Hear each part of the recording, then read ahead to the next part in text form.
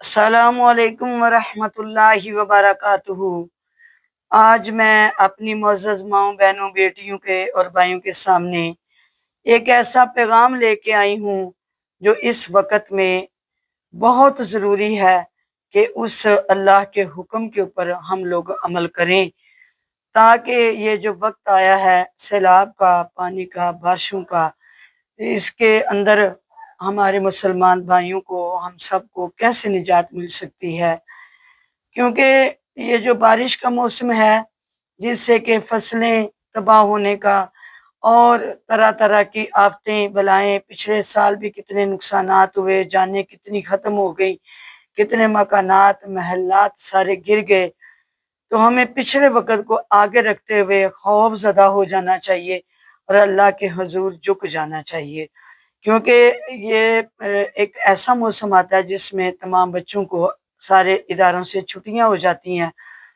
اور بچے بچیاں جو ہیں وہ پکنک منانے باہر چلے جاتے ہیں سمندروں دریاؤں کے کنارے، اور نہریں جو بھی کسی کے پاس ایسا منظر بنا ہوتا ہے تو اس میں جا کے تو تمام بچے خوش ہوتے ہیں پانی دیکھ کے اور ہلا گلا مناتے ہیں۔ جس طرح کا بھی ایک ماحول پیدا ہو چکا ہوتا ہے اس کے مطابق وہ چلتے ہیں، لیکن ساری چیزوں کو دیکھ کے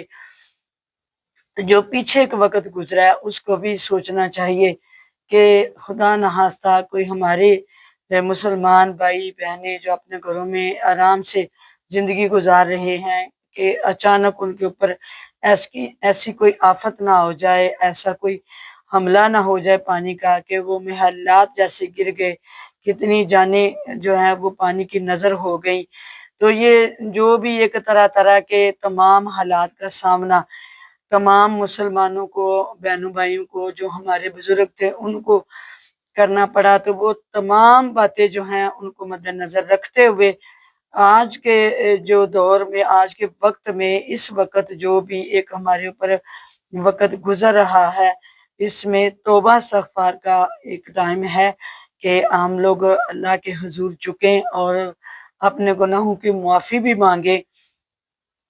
کیونکہ جن گھروں کے اندر ہم لوگ سکون کی زندگیاں گزار رہے ہیں پتہ نہیں وہ ہمیں موقع دیتا ہے کہ نہیں کہ ہم لوگ اس کے اندر اپنی زندگی کو اچھے طریقے سے لے کے چلیں۔ یہ تو اس کے حکم کے مطابق ہی سب کچھ ہونا ہے۔ تو قرآن پاک کی جو آیت کریمہ ہے 12ویں پارے میں سورۃ ہود کی 44 آیت نمبر ہے، یعنی 44 نمبر ہے، تو اس کو کھولیں میری بہنیں۔ تو یہ ایک چھوٹی سی آیت ہے، اتنی بہت بڑی نہیں ہے۔ تو آپ نے کرنا کیا ہے کہ سب سے پہلے جب آپ نے فجر کی، ظہر کی، عصر، مغرب، عشاء کی نماز پڑھنی ہے، کوشش کریں آپ کے بیٹے بیٹیاں گھر میں آپ کے پاس ہیں اور ان کو نماز کی تاکید کریں، سختی کریں، نہ کہ موبائل اور ادھر ادھر کی جو ایکٹیویٹیاں اس کے اندر وہ اپنا ٹائم جو ہے ان کو ضائع کریں۔ تو کیا کرنا ہوگا کہ وہ نماز پڑھ کے اجتماعی طور پہ جو یہ آیت کریمہ میں نے آپ کو بتائی ہے سورۃ ہود کی، اس کی تلاوت جو ہے وہ اتنی لمبی چوڑی نہیں کرنی۔ سب سے پہلے یعنی نماز پڑھ کے تو 11 مرتبہ پیارے نبی صلی اللہ علیہ وسلم اور ان کی اولاد پہ سلام اور درود بھیجیں، کیونکہ ہماری قبولیت کا ذریعہ ہمارے نبی صلی اللہ علیہ وسلم کا درود شریف ہے۔ تو اس کے بعد عاجزانہ طریقے سے 11 مرتبہ جب ہم درود شریف پڑھیں گے، اللہ اور اس کے محبوب صلی اللہ علیہ وسلم کو، ان کی اولاد کو جب ہم سلام پیش کر کے ان کو راضی کریں گے، گناہوں کی معافی ملے گی، تو اس کے بعد یہ جو آیت کریمہ ہے سورۃ ہود کی اس کو 21 بار پڑھنا ہے۔ 21 بار پڑھ کے یعنی آیت نمبر جو ہے وہ 44 یعنی 44 ہے، اس کو پڑھ کے تو پھر آپ نے یہ 11 مرتبہ درود پاک پڑھنا ہے۔ پڑھنے کے بعد دعا مانگے، ہر نماز کے بعد آپ نے 21 مرتبہ اس سورت کی تلاوت کرنی ہے۔ تو ہر دفعہ جب آپ تلاوت کریں تو اللہ سے اس کا فضل اور کرم مانگے۔ دیکھیں زمینیں تباہ و برباد ہو جاتی ہیں اور فصلیں تباہ ہو جاتی ہیں، بڑے بڑے نقصانات ہو جاتے ہیں، اللہ تعالی ہمیں ان نقصانات سے بچائے۔ تو پھر حکم خداوندی ہے کہ حکم فرمایا گیا اے زمین اپنا پانی نکل جا اور اے آسمان تھم جا، اور پانی خشک کر دیا گیا اور کام تمام ہو گیا، اور وہ کشتی جودی پہاڑ پر ٹھہر گئی، اور فرما دیا گیا کہ ظالموں کے لیے دوری ہے۔ تو اللہ تبارک و تعالیٰ نے وکیلا یا اردو، یہاں سے یہ آیت شروع ہو رہی ہے، تو وکیلا اور حکم فرمایا گیا کہ جب طوفان اپنی انتہا پر پہنچ گیا تو اللہ تبارک و تعالیٰ نے حضرت نوح علیہ السلام کی قوم کو غرق کر دیا، یعنی جو نافرمان تھے، اور جو فرما بردار تھے وہ تو کشتی کے اندر سوار تھے۔ اللہ تعالیٰ کی طرف سے زمین کو حکم فرما دیا گیا، اے زمین اپنا پانی نگل جا، اور آسمان کو حکم فرمایا گیا کہ اے آسمان تھم جا۔ پھر پانی خشک کر دیا گیا، اور حضرت نوح علیہ السلام کی قوم کی ہلاکت والا جو کام تھا وہ تمام ہو گیا۔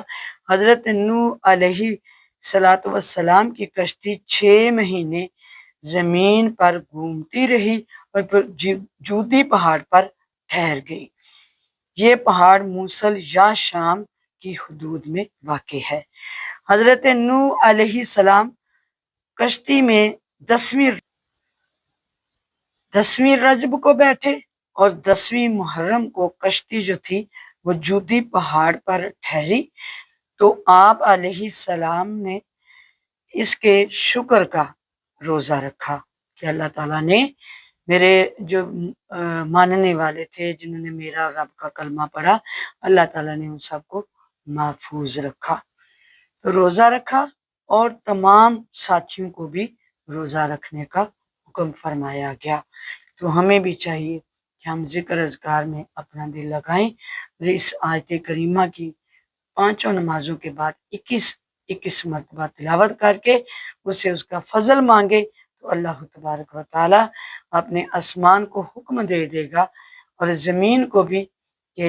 جو جس طرح کے اللہ تعالیٰ نے حضرت نوح علیہ السلام کی قوم کے لیے حکم فرمایا تھا۔ اللہ عمل کی توفیق عطا فرمائے۔